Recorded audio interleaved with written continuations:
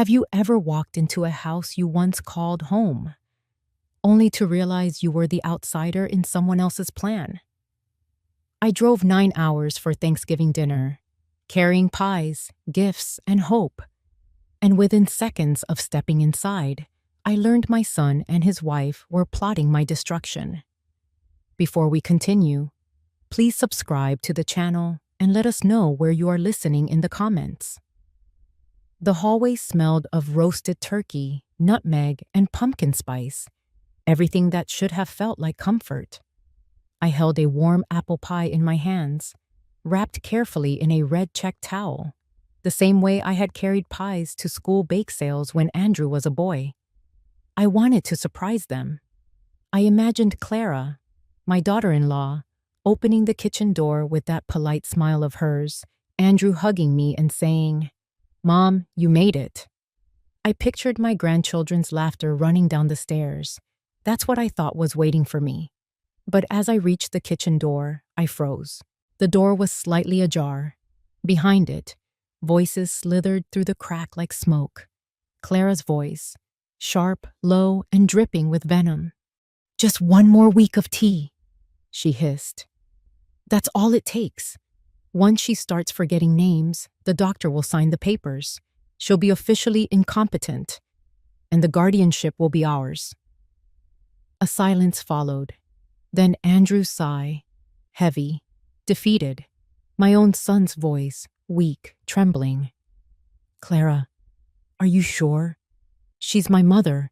What if nothing?" Clara cut him off, her words slicing through the air. "Do you want to keep drowning in debt? Or do you want the farm? It's worth $2 million, Andrew.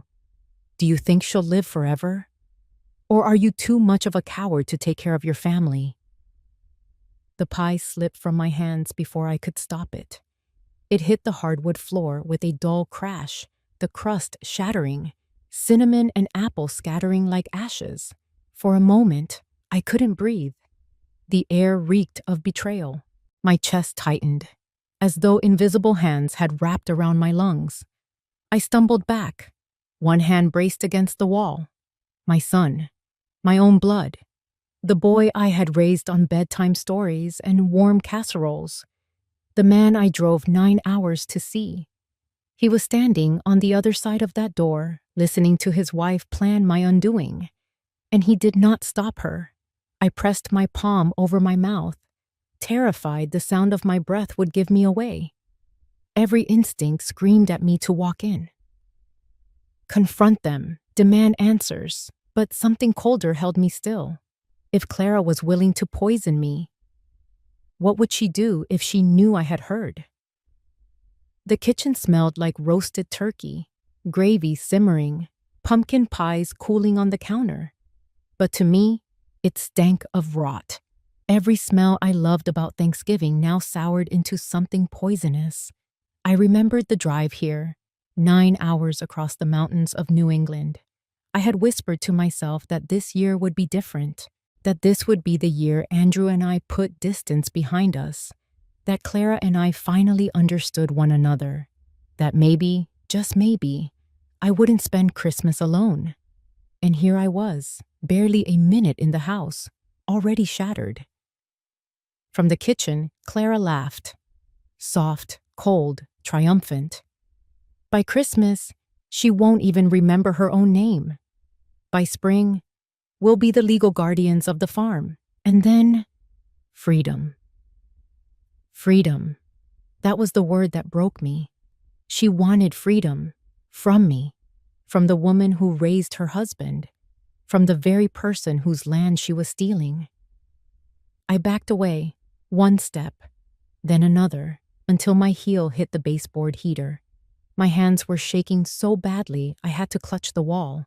The apple pie lay broken on the floor, a symbol of everything I thought this holiday was supposed to mean. Family, togetherness, home. It was all a lie. And as I stood there, staring at the shattered pieces of what I had brought, one thought pierced through the fog of shock and pain. They weren't planning Thanksgiving dinner. They were planning my disappearance. The Vermont sun was low and golden that morning, pouring through the kitchen window of my old farmhouse. It bathed the wooden counters in light, the same way it had for decades. Outside, the maple trees were dressed in their last fire-colored leaves, as if the land itself had decided to put on its Sunday best for Thanksgiving. I laid out the gifts on the dining table, each one carefully wrapped in brown paper tied with twine. Simple, thoughtful. For the grandchildren, knitted scarves I'd worked on during long evenings, bright red and navy blue. For Clara, a set of antique serving spoons from my mother's collection. For Andrew, a first edition copy of The Old Man and the Sea I'd found at a used bookstore in Montpelier, because once, long ago, he had told me that Hemingway reminded him of his father. And then there was the pie. Apple, of course. Always apple. The recipe was older than Andrew himself. Flour, butter, cinnamon, apples from the orchard out back. That pie had been present at every holiday, every celebration, every time life tried to fall apart, and I needed something to hold us together. As I slid the pie into its carrier, I caught myself smiling. 9 hours of driving didn't scare me. Not when the prize waiting at the other end was family. I told myself, this year will be different. It had to be. The years had been rough since Richard passed. The house was too quiet, the winters too long. Holidays were the hardest. Just me, a single plate, a single chair by the fire. But this year, Andrew had invited me. Clara had even sent me a message. We'd love to have you, Mom. The kids can't wait. I clung to those words like a lifeline. Maybe the past misunderstandings, the cold phone calls, the distance, they were all just bumps in the road. Blood is thicker than water after all, right? As I packed my suitcase, I tucked in Richard's old handkerchief, white cotton, with a tiny blue R embroidered in the corner. He had carried it in his breast pocket every Sunday. I told myself it was like bringing him along for the trip. He would have wanted to be there. He would have wanted to see the family he loved sitting around a table, together. I could almost hear his voice. Marjorie, family's like a garden. You water it. It grows. You neglect it. It withers. I believed that. I had always believed that. I folded sweaters, wool socks, and my nicest cardigan into the suitcase. My hands paused on the photo frame that sat on the dresser. It was an old picture of Andrew as a boy, holding up a lopsided snowman we'd built together in the yard. His cheeks were red, his grin wide. Back then, he had looked at me like I was the center of his world. I whispered to the photo, "It's going to be okay this year. We'll sit by the fire. We'll tell stories. We'll laugh like we used to." Maybe Clara and I would finally find common ground. She was sharp, ambitious, always moving 100 miles an hour. So different from me. But surely, once we broke bread together, we'd bridge that gap. I had convinced myself that all it would take was one holiday, one real conversation, and we'd finally be a family in every sense of the word. I slipped my pearl earrings into a small pouch. Richard had given them to me on our 40th wedding anniversary. I decided I'd wear them for Thanksgiving dinner, not because anyone cared about jewelry, but because they made me feel like the woman Richard had loved. Strong, respected, worthy. The farmhouse creaked in the wind, familiar and steady. 50 acres of land stretched out beyond the window. Every fence post and tree carrying decades of sweat and memory. Richard and I had built a life here from scratch. We had fought blizzards, droughts, and lean harvests, but we had always come out stronger. This land wasn't just dirt and timber. It was the soul of our family. And yet, I told myself it was time to let go. At least a little. Let Andrew take the reins. He was ready, wasn't he? Clara was capable, wasn't she? Surely they only wanted what was best. Hope can be a dangerous thing, but in that moment, I clung to it like it was oxygen.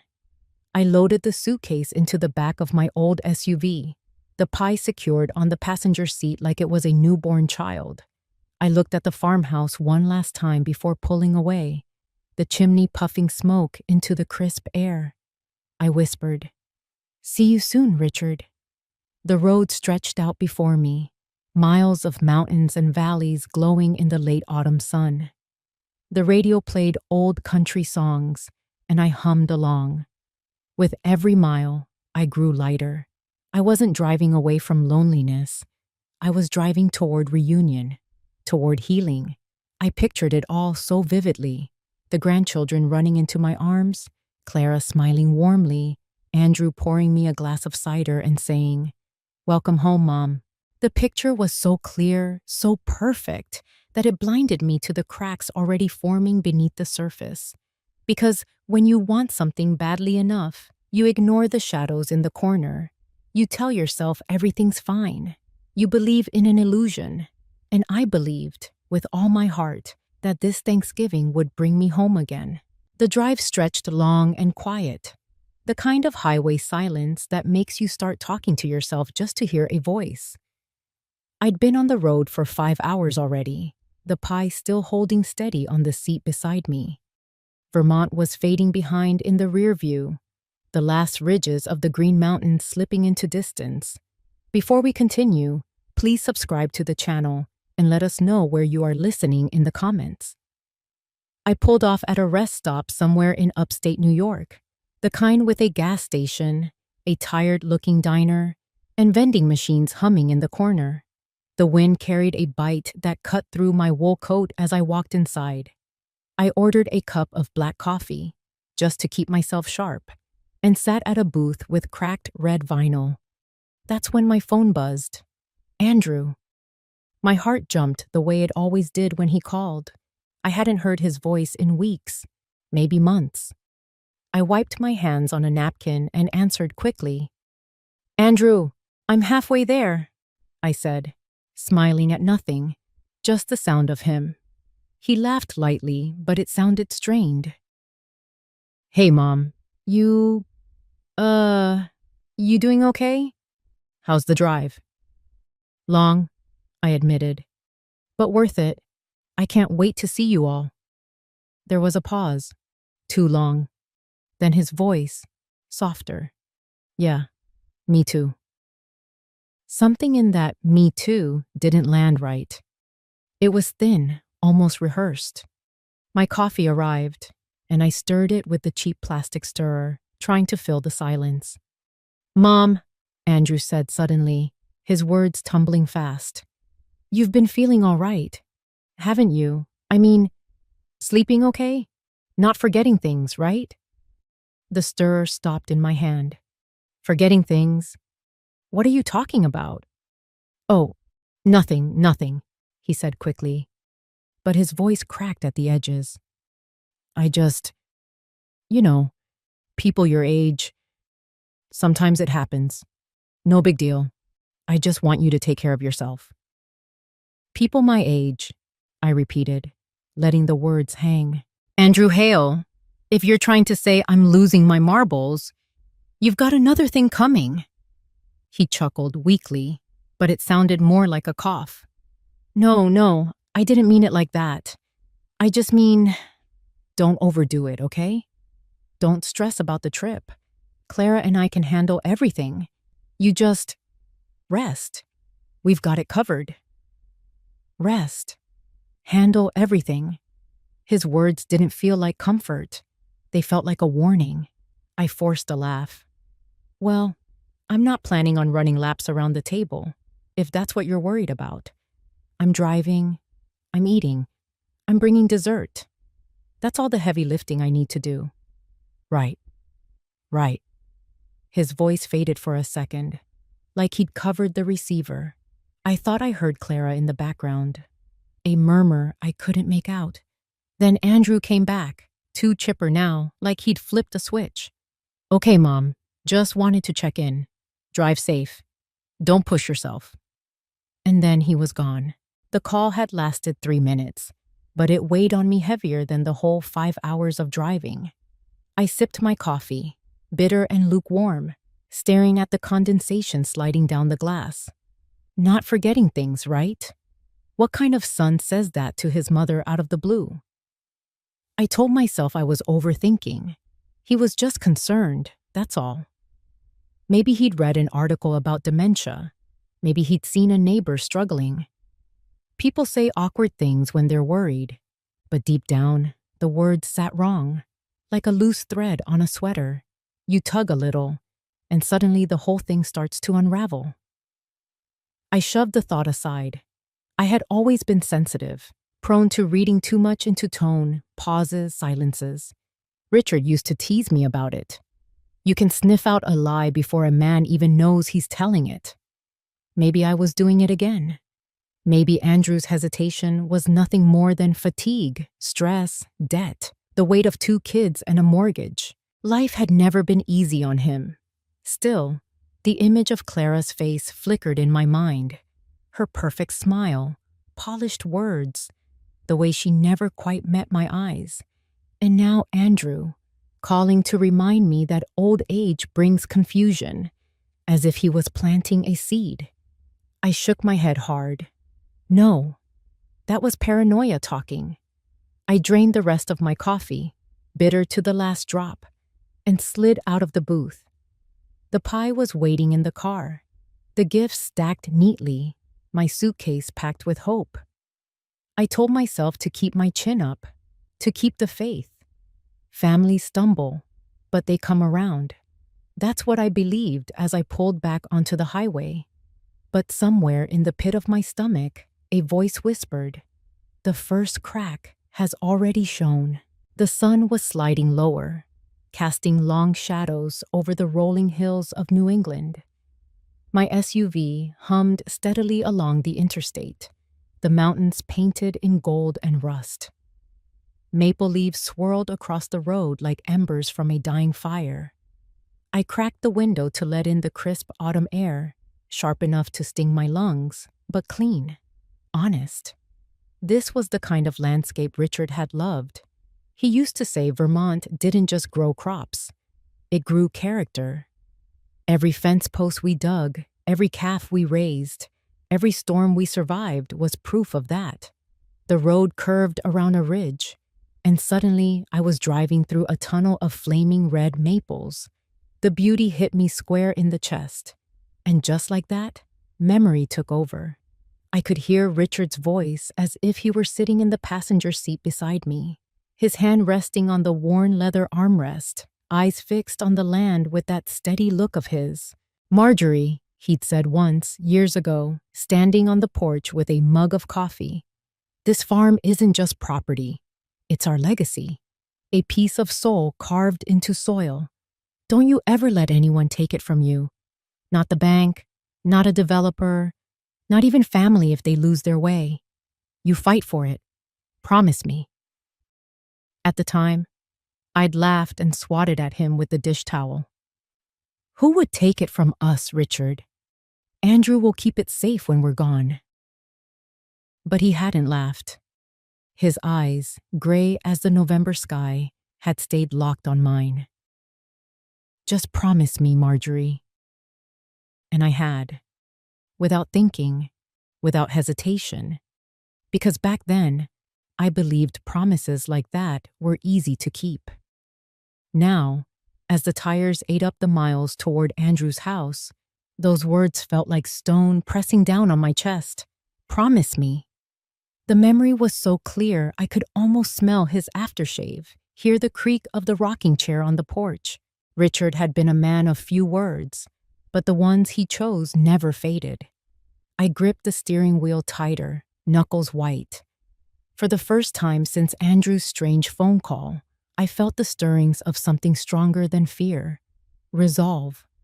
The truth was, I had spent too many years second-guessing myself, letting doubt creep in like mold in the corners of a room.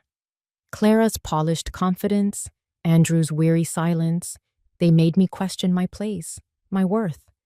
But this land, this legacy, was not up for negotiation. Richard and I had built that farm from scratch, 50 acres of stubborn soil that we turned fertile with sweat and prayer. I remembered the winter of '82, when the snow caved in half the barn roof. Richard had worked through the night with nothing but a lantern and determination, hauling beams until his back nearly broke. When I begged him to rest, he'd smiled and said, "We don't quit, Marjorie. Hale blood doesn't run cold." We had fought droughts, floods, sick cattle, and mortgage scares. We had held on to that farm when neighbors sold theirs off for pennies to slick developers who promised quick money and left them broke. We had survived every storm together, and now Clara thought she could steal it with a smile and a teacup.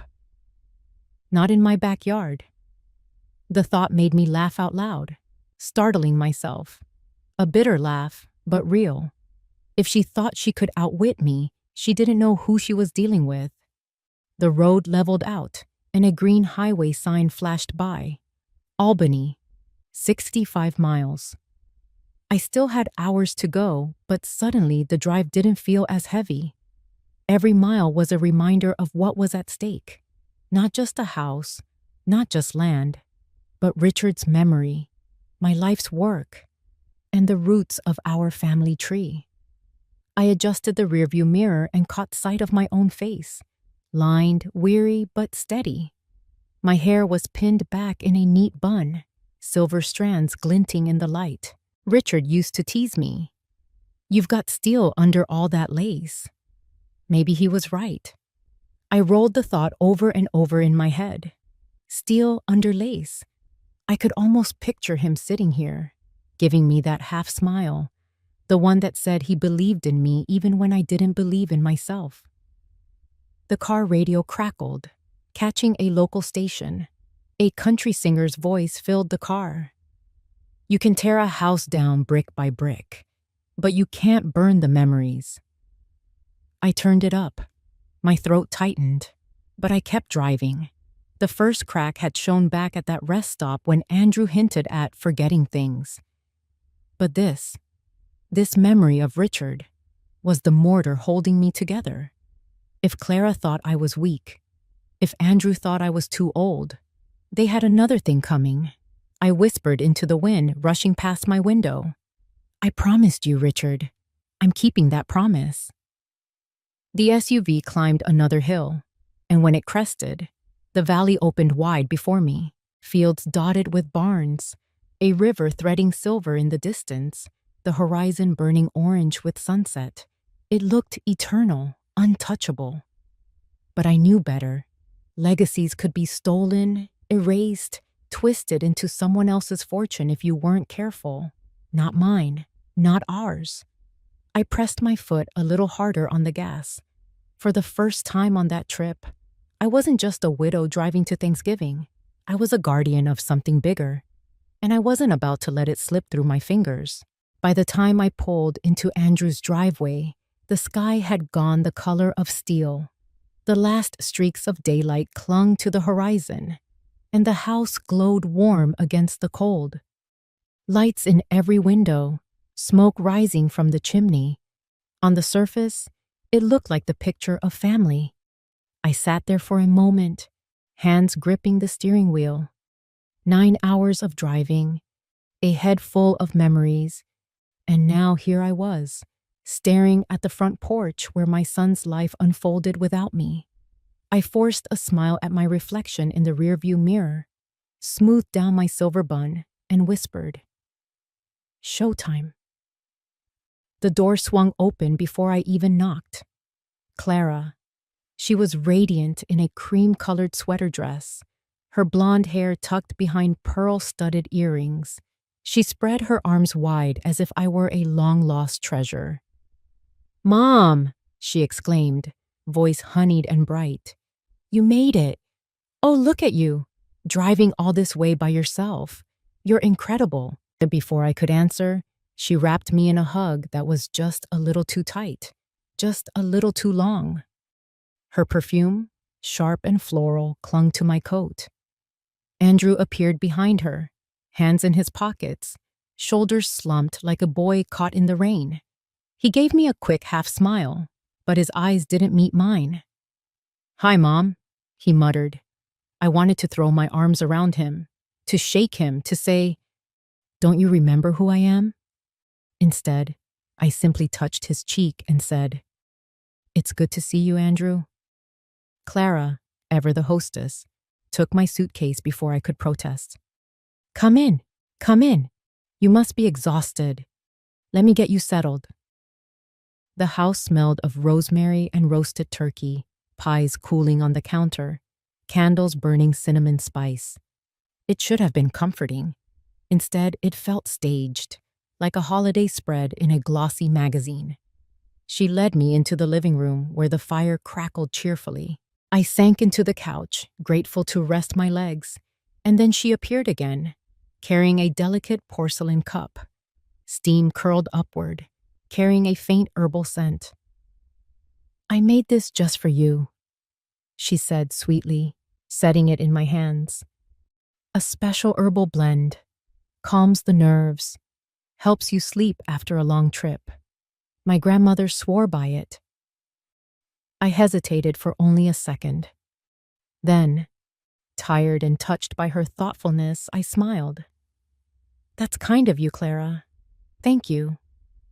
The cup was warm, almost too warm. I blew across the surface and took a sip.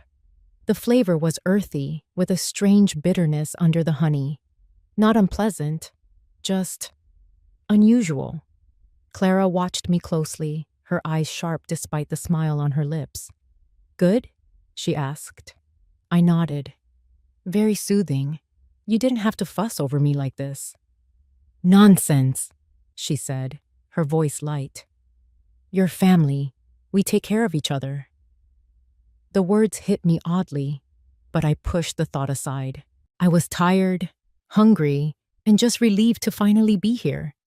Andrew sat across from me, fidgeting with the hem of his shirt.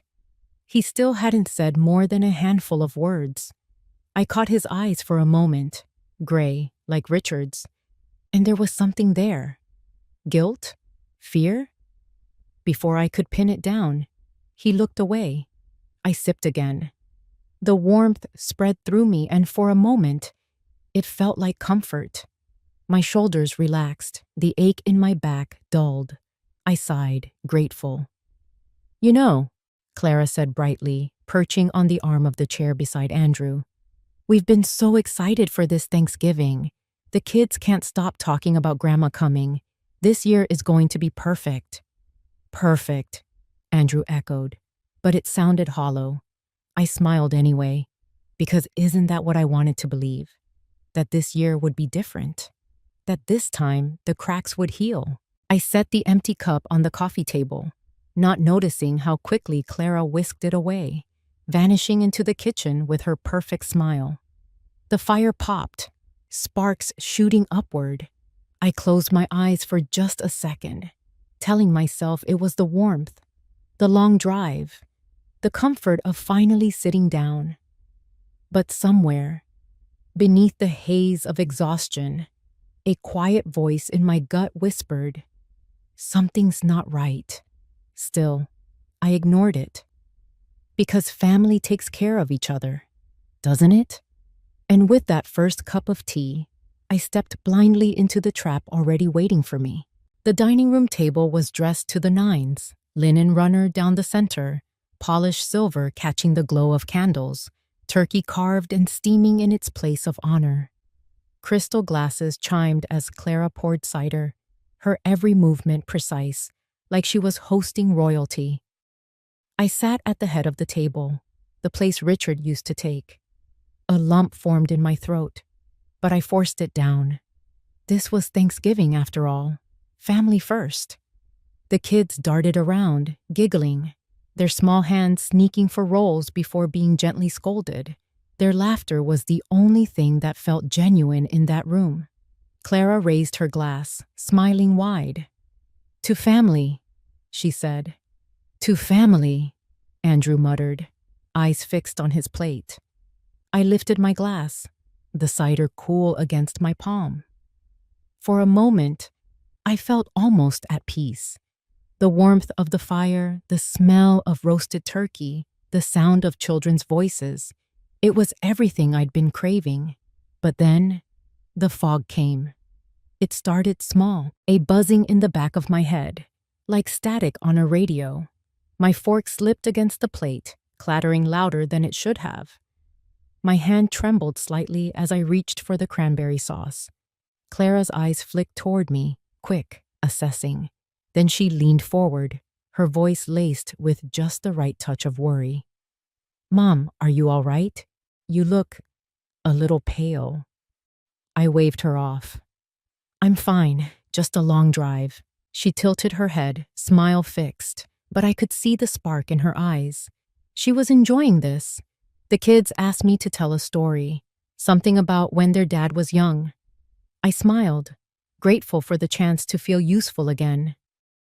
"Well," I began, "when Andrew was about 10 years old, he and his friend, what was his name?" The name vanished, just gone. A boy I'd known for years, in and out of my house, eating at my table. My mind was a blank slate. I stammered, laughed nervously. "Oh, that boy down the street, always getting into mischief." The table went quiet for a beat too long. Clara's hand flew to her chest. "Oh dear, that's so unusual, isn't it? Forgetting names like that. Maybe it's just the stress, or, well, age does creep up on us." She laughed lightly, but the sound was sharp. Andrew stabbed at his turkey, his jaw tight. He wouldn't look at me. I forced myself to keep going, cobbling together the story, but the words felt heavy, sticky. My thoughts moved through mud. The children laughed politely at the end, though I could tell the rhythm had gone flat. Heat rose in my face. My hands felt clammy. I reached for my water, but Clara was already sliding another cup toward me. Tea, herbal, steaming. "Here, Mom, this will help. You'll feel better in no time." I hesitated. Just a heartbeat. Then, not wanting to make a scene, I lifted it and drank. The bitterness lingered on my tongue. I caught Andrew's eyes then, just for a second. He looked at me like a boy caught stealing cookies, guilt and fear all tangled together. And then he dropped his gaze, as if the tablecloth had suddenly become fascinating. Conversation picked up again around me, but it sounded distant, muffled, like I was underwater. Clara laughed at something the kid said, her hand resting lightly on Andrew's shoulder. To anyone else, she looked like the perfect wife, the perfect hostess. But I knew better. Somewhere deep in my gut, beyond the fog pressing in on my brain, I knew. I tried to focus on the food in front of me. The turkey, golden and crisp. Mashed potatoes, creamy and piled high. Rolls baked fresh, their tops brushed with butter. It should have been a feast. Instead, each bite tasted dull, as if my tongue had forgotten what flavor was. I pushed my plate away, my appetite gone. Clara leaned toward me again, her voice soft. Too soft. "Mom, you really don't seem yourself. Maybe you should lie down after dinner. Andrew, don't you think?" Andrew nodded quickly, still not looking at me. "Yeah, rest would be good. Rest. Always rest." I smiled faintly, trying to mask the panic rising in my chest. If I admitted how I felt, if I gave them even an inch, I knew they'd seize it. "See? She's slipping. She's not capable anymore." So I straightened my shoulders, lifted my chin, and forced my voice steady. "I'm fine. Just tired. I'll be myself again after a good night's sleep." The words sounded hollow, even to me. Clara's smile widened, but her eyes gleamed cold. She had me exactly where she wanted me, confused, embarrassed, doubting myself. The children excused themselves from the table, running upstairs. The clatter of their footsteps faded. The room grew heavy with silence. I sat there, staring into my cup, heart pounding, mind fogging.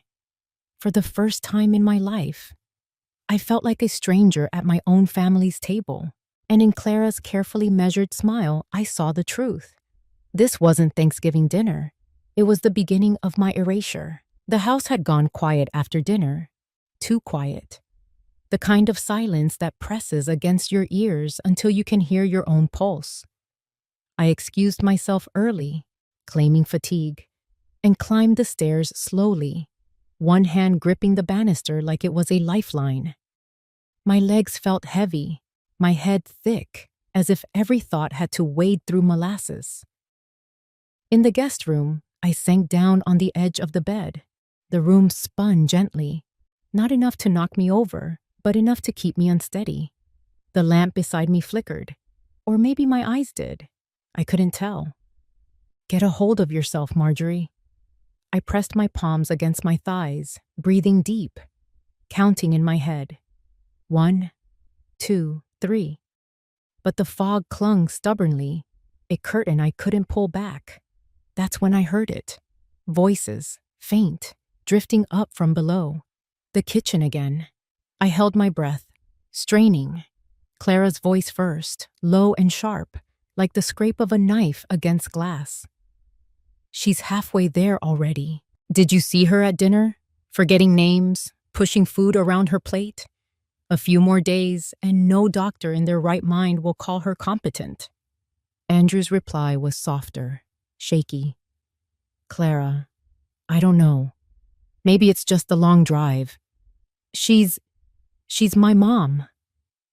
Your mom is sitting on $2 million worth of land, Clara snapped. And you're drowning in debt. Creditors are circling. Do you want to hand them your last name on a platter? Because that's what will happen if we don't secure the farm. Guardianship is the only way. Guardianship. The word sent a chill crawling up my spine. I gripped the bedpost, forcing myself upright, my heart hammering. My head swam, but I leaned closer to the door, desperate to hear every word. Andrew muttered something I couldn't catch, his voice swallowed by Clara's rising tone. She's slipping already. By Christmas, she'll look like a woman who doesn't know what day it is, and then the court will sign it over. It's foolproof. My stomach clenched. I wanted to storm down there, to slam my hands on the table, to shout that I wasn't slipping, that I wasn't some frail old woman they could drug and discard. But my body betrayed me. My knees wobbled. My tongue felt heavy in my mouth. Maybe I did forget a name. Maybe I am getting old. Maybe...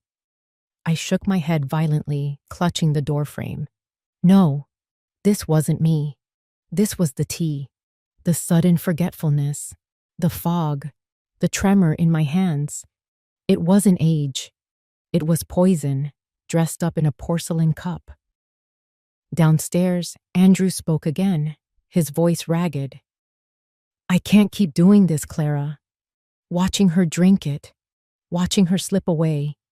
It doesn't feel right. Clara's laugh cut through the air, cold and cruel. Grow a backbone, Andrew. You've been spineless your whole life. And look where it's gotten you, buried in bills. Do you think your mother cared about the debt collectors calling at dinner? She doesn't care about your pride. She only cares about that land.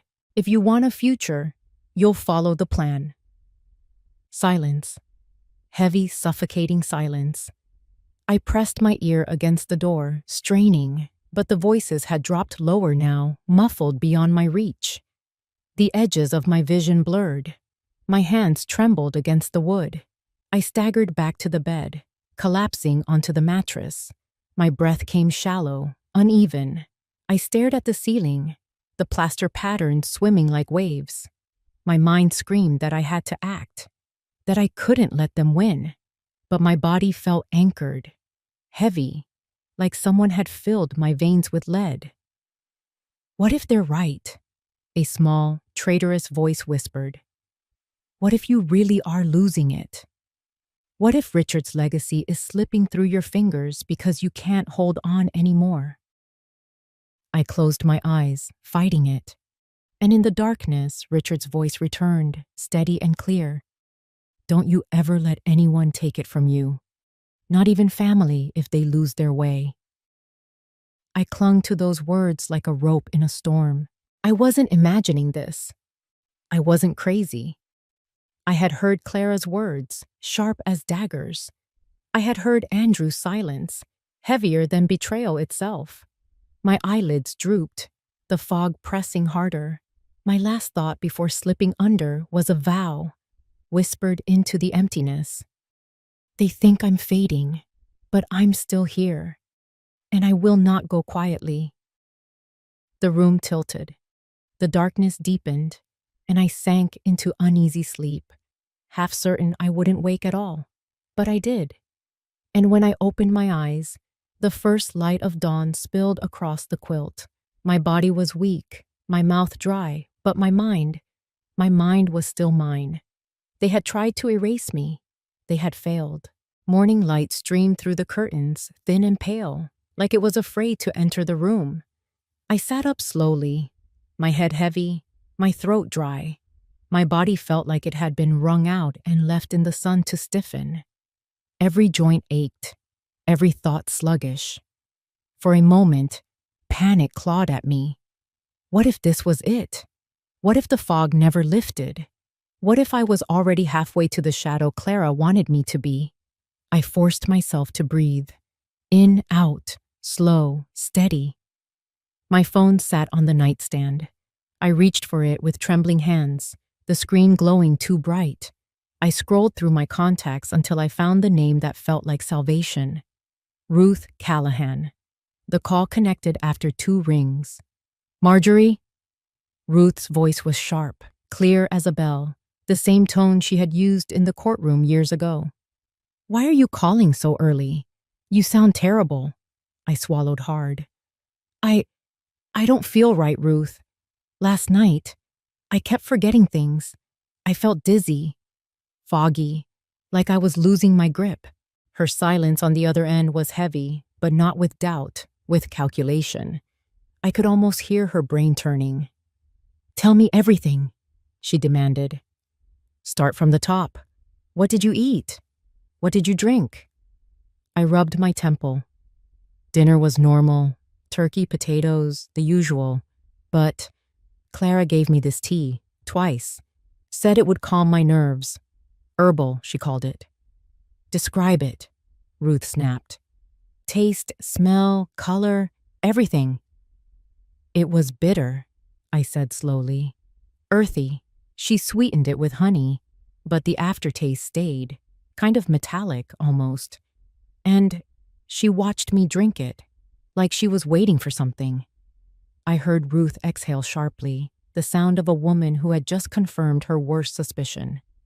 Marjorie, listen to me, and listen close. Don't drink another drop of whatever she gives you. Not tea, not water, not lemonade, nothing. You understand? My pulse spiked. You think? I don't think, Ruth cut in. I know. I've seen this before. Certain herbs, certain so-called supplements can mimic dementia, confusion, memory loss, even hallucinations if the dose is high enough. They'll make you look like you're slipping. And if you look like you're slipping, Clara has a case to file for guardianship. The word hit me like a hammer. Guardianship. She'd used it last night. Whispered to Andrew when she thought I was out of earshot. They're trying to erase me, Ruth, I whispered. My own son. Her voice softened for the first time. Andrew's weak, spineless, but this plan, this has Clara written all over it. Tears burned behind my eyes. I thought I was just tired. I thought maybe it was age catching up. But it's her. She's doing this to me. Exactly, Ruth said firmly. And that means you're not crazy. Do you hear me? You're not losing it. You're being poisoned. I clutched the phone tighter, as though her words could anchor me back to reality. What do I do? My voice cracked, smaller than I wanted it to be. You keep a sample, Ruth said without hesitation. Next time she makes that tea, don't drink it. Pretend if you have to, pour it into a plant, the sink, anywhere. But save a bit. I'll have it tested. That's evidence. Evidence. The word tasted foreign but comforting, tangible, real. And Marjorie? Ruth's voice sharpened again. Don't let her see you doubt her. Act the part. Play the sweet, forgetful mother-in-law if you have to. But don't tip your hand. Predators get mean when they know they've been spotted. I wiped at my eyes with the corner of the quilt. You're coming, aren't you? Already packing a bag, she said. I'll be there by tomorrow morning. If I leave now, I can make it before lunch. You just hold steady until then. Can you do that? Hold steady. The words rooted me, steadied me like the banister on the stairs last night. Yes, I whispered. I can hold steady. Good, Ruth said.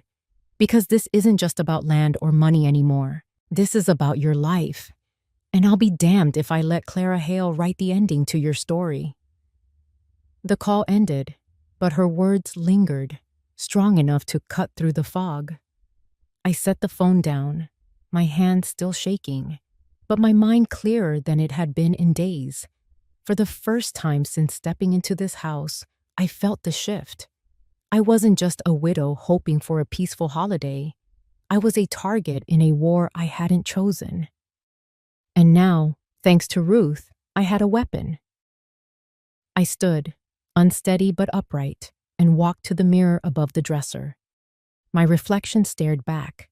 Lined face, silver hair pulled into a bun, eyes a little clouded but still mine. They think I'm slipping, I told the woman in the mirror. But I see them. I see everything. The woman in the mirror didn't smile, but she didn't flinch either. I turned back toward the door, the taste of last night's tea still sour on my tongue. Clara thought she'd written the script, but she hadn't counted on Ruth, and she hadn't counted on me finding my footing again. The afternoon dragged on like a bad dream.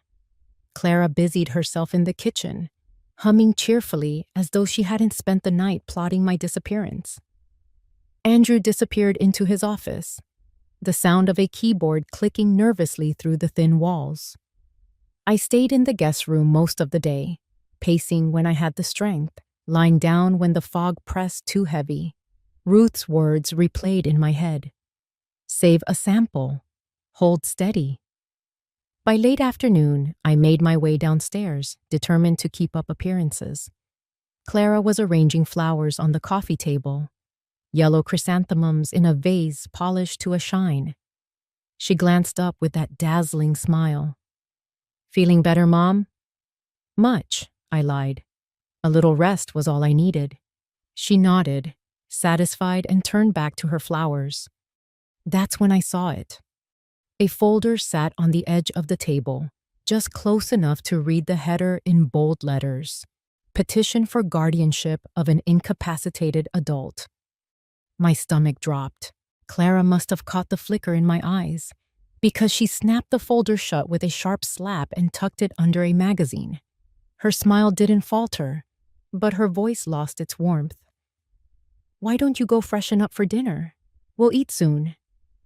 I murmured something, yes, of course, and retreated before she could study me further. My heart pounded as I climbed the stairs. The image of that folder seared into my mind.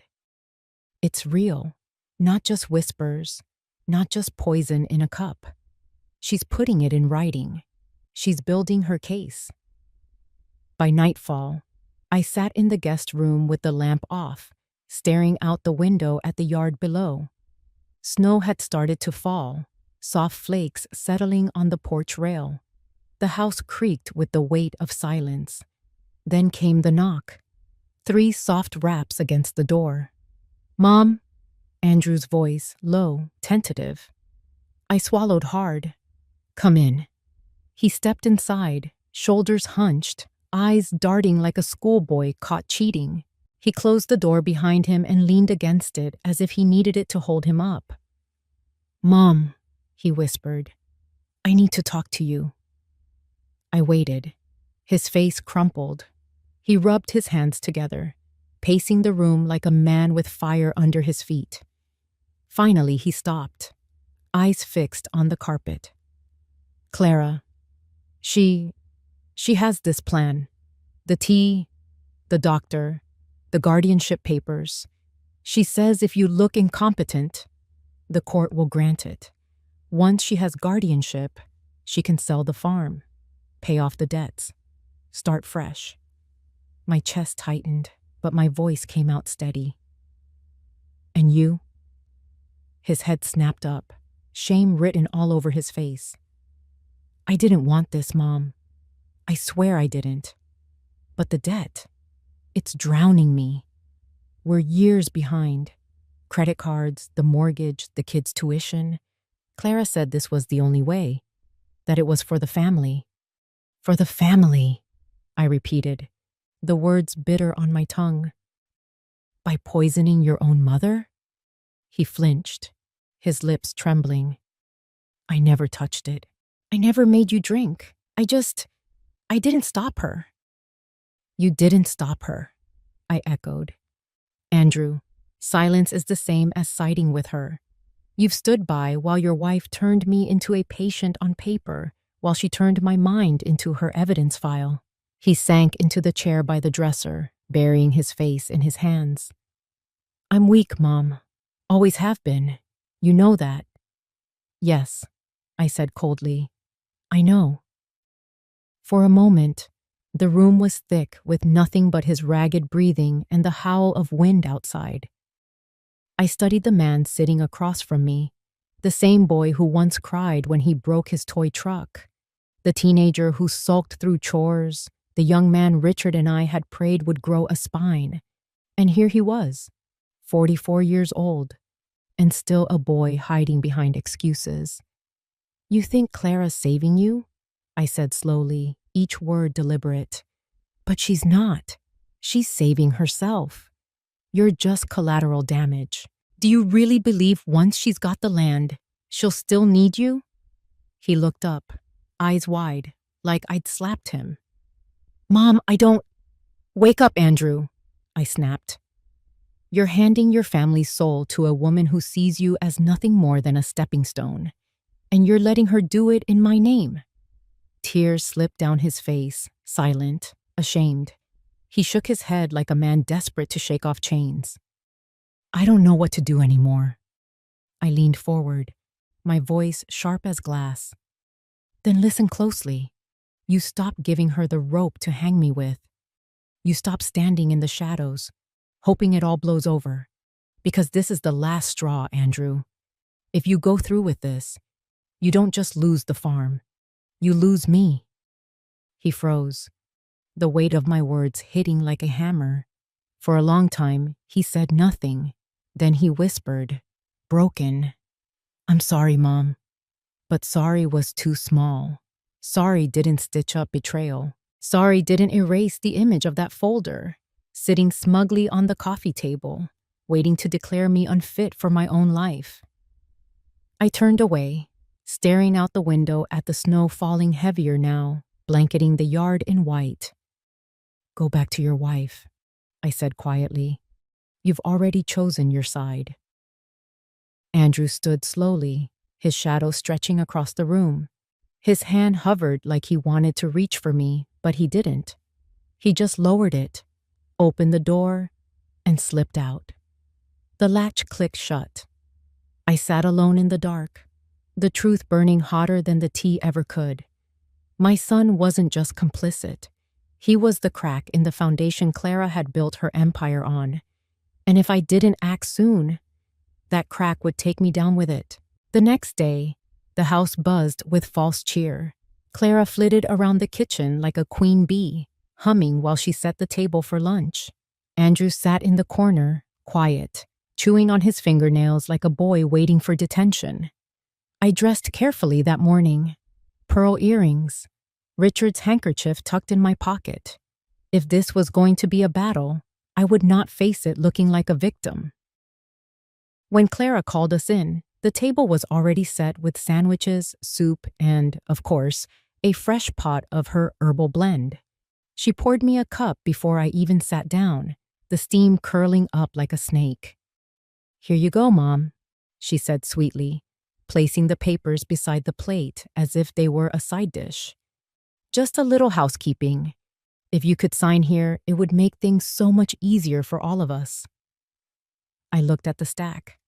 Legal documents, neat and crisp, the kind of thing most people would skim over in trust. But I knew better now. The header screamed it. "Petition for guardianship." Clara smiled, her lipstick perfect, her voice syrupy. "It's just for peace of mind. Nothing to worry about." My fingers brushed the pen, but I didn't lift it. Not yet. The front door creaked open. Heavy footsteps echoed through the hall. And then, like a blessing wrapped in wool and leather, Ruth appeared. She strode into the dining room, a thick scarf still looped around her neck, eyes sharp as ever. She carried a small glass vial in one hand, a folded sheet of paper in the other. "Am I interrupting?"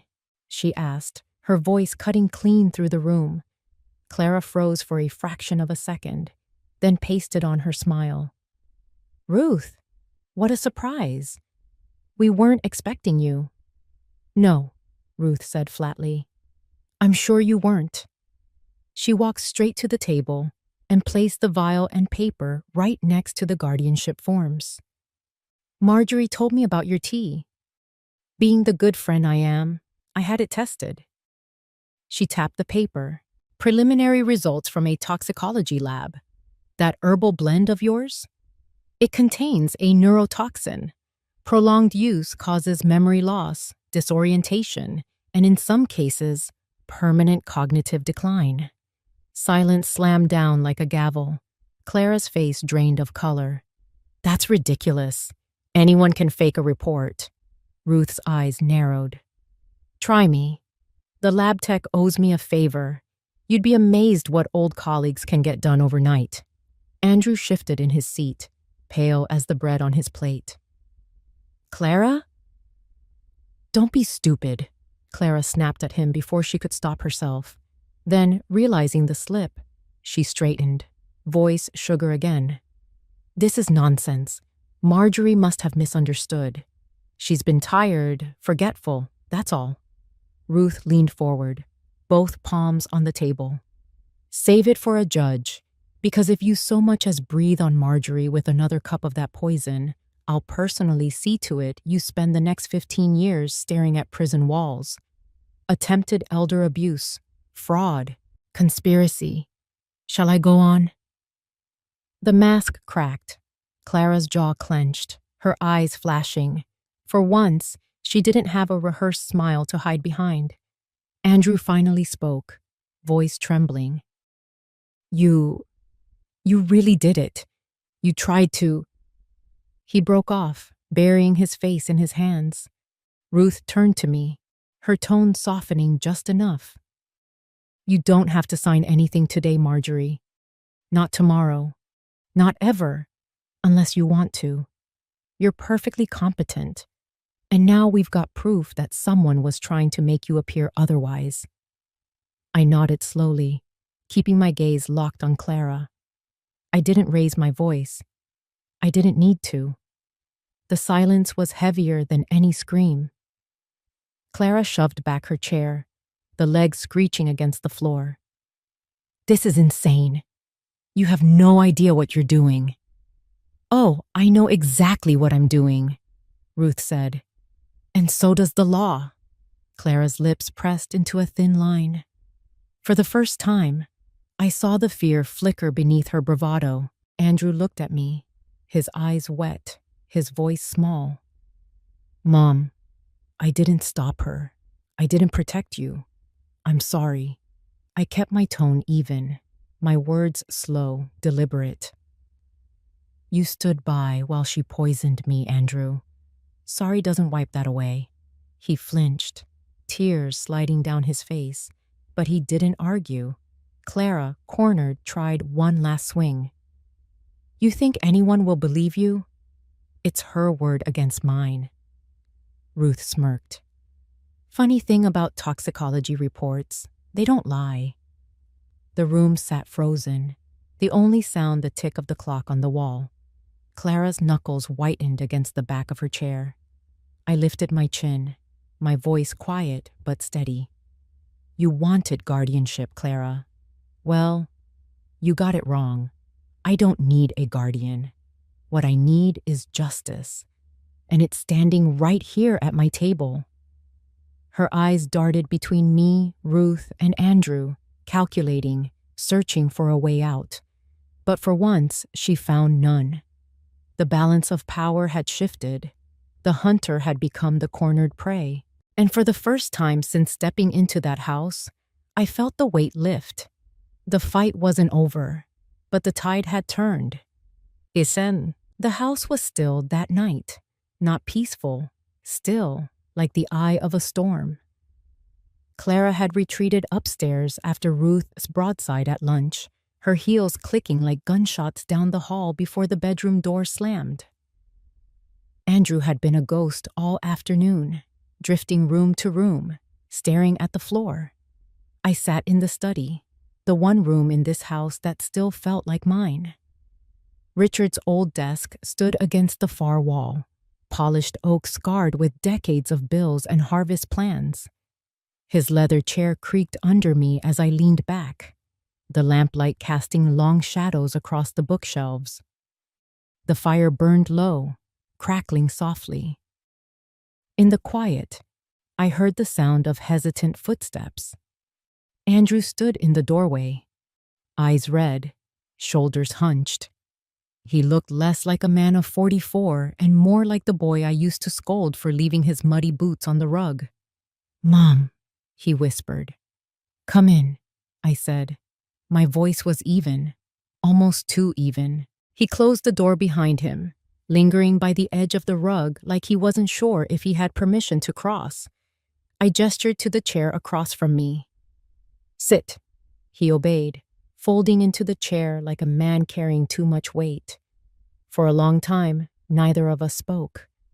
The only sound was the hiss of the fire and the faint tick of the clock. Finally, I broke the silence. "Clara will be gone by morning." His head jerked up. "What?" "You heard me," I said. "She has 24 hours to pack her things and leave this house. Divorce papers and a restraining order will follow. I won't allow her to set foot on this land again." He shook his head, stunned. "Mom, that's justice," I cut in. "You stood by while she poisoned me, Andrew. You let her turn my own mind into a weapon against me. You think I'm going to let her keep circling like a vulture?" His face crumpled. "I didn't know what to do." "Doing nothing is still a choice," I said sharply. "And it's the one you made."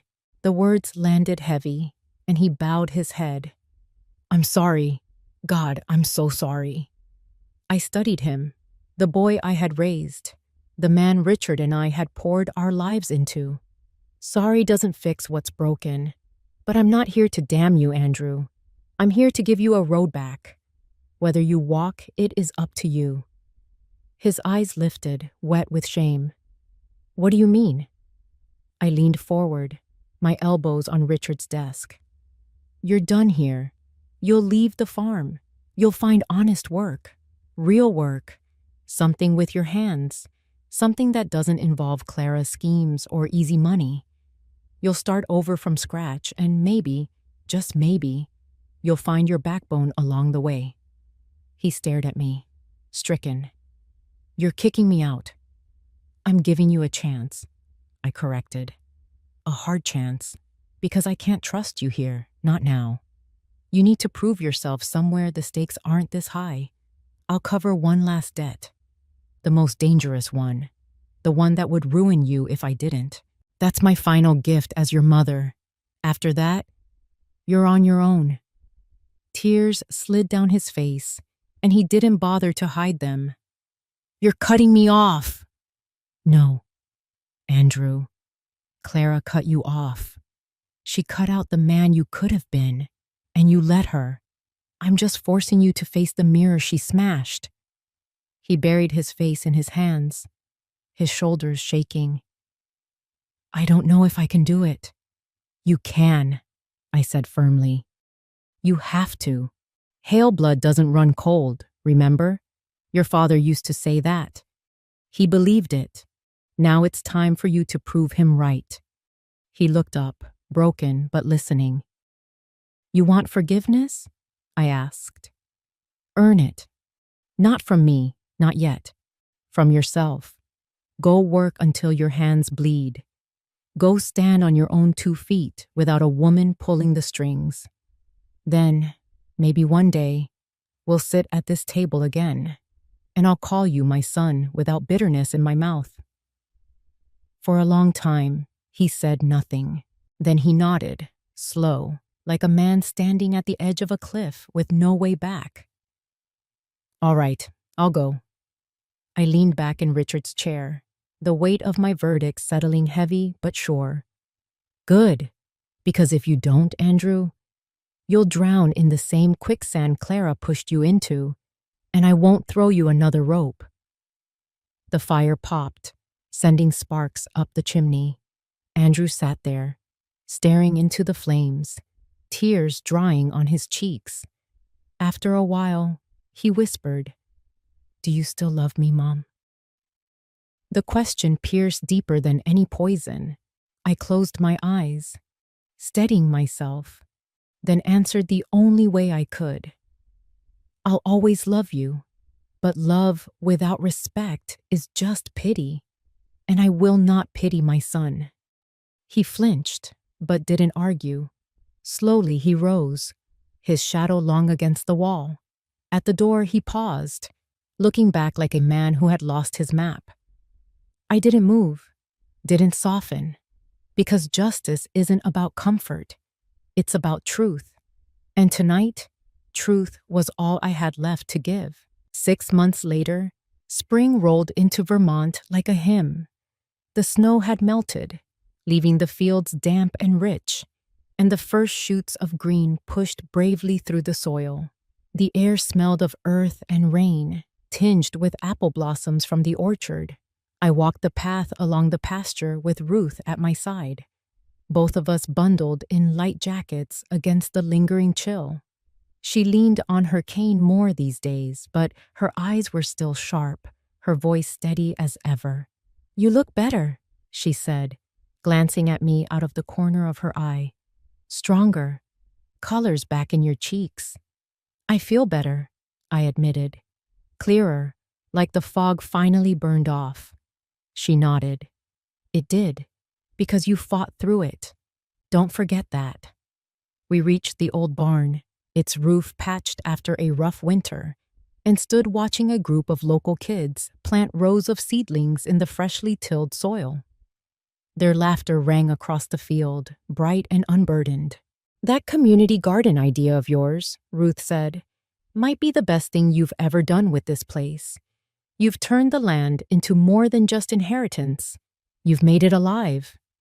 I smiled, watching a little girl carefully pat dirt around a tomato sprout. Richard would have liked it. He always said the land wasn't just ours. It belonged to the future. Ruth chuckled. He'd be proud you didn't sell it to the first developer flashing cash. I thought of Clara then, her cold eyes, her sharp smile. She was gone now.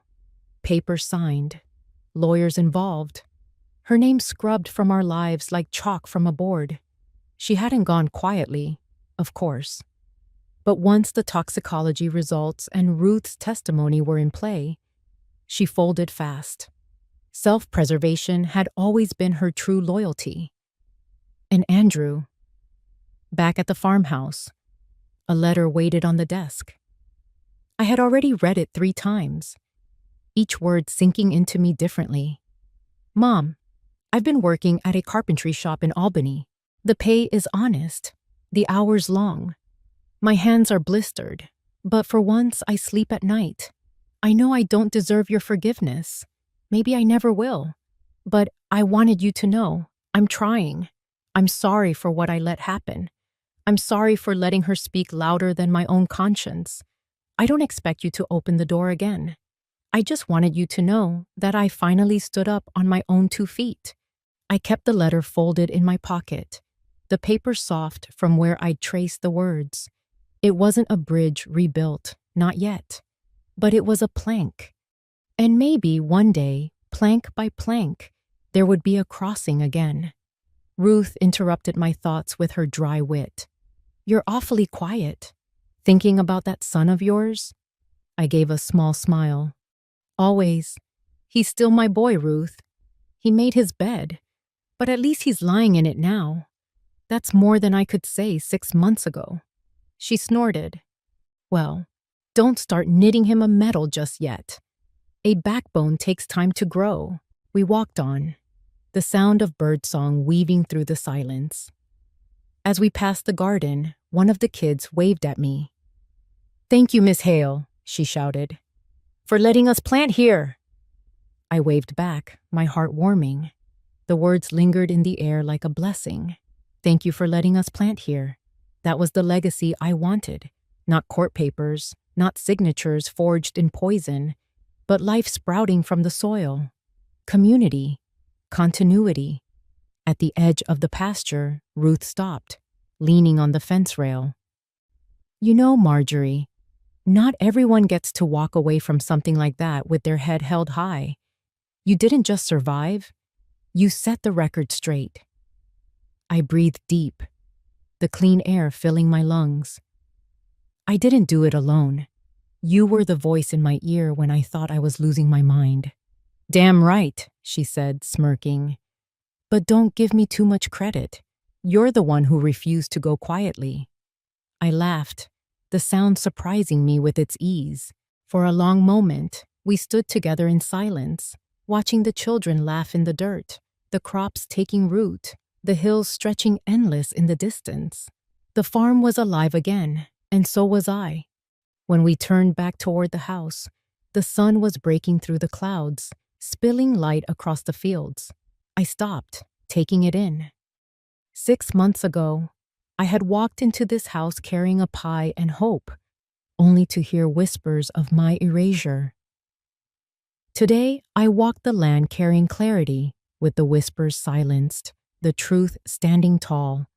I had not only protected the farm, I had protected myself, my dignity, my voice. And as the spring breeze brushed my face, I whispered into it the words I had once promised Richard. I kept it safe. For both of us. The land didn't answer, but it didn't need to. The roots beneath my feet had already heard, and I knew deep in my bones that I was finally free. If you enjoyed this story, please like the video, subscribe to the channel, and comment 1 below. If not, feel free to comment 0 so we know and can improve future videos. To hear the next story, click the box on the left. Thank you for watching.